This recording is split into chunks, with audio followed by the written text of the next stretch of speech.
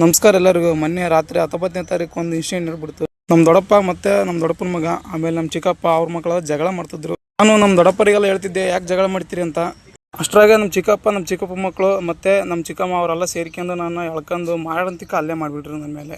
ಆಮೇಲೆ ನಾನು ಅಲ್ಲಿದ್ದ ಜನಗಳ ಸಹಾಯದಿಂದ ತಪ್ಸ್ಕೊಂಡು ಹೆಂಗೆ ಬಂದೆ.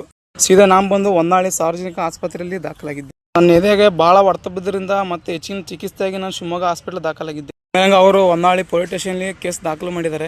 ನಾನು ಕೂಡ ನಮ್ಮ ಮನೆಯವ್ರು ಕಳಿಸಿ ಅಲ್ಲಿ ಕೇಸ್ ದಾಖಲು ಮಾಡಿದ್ದೇನೆ.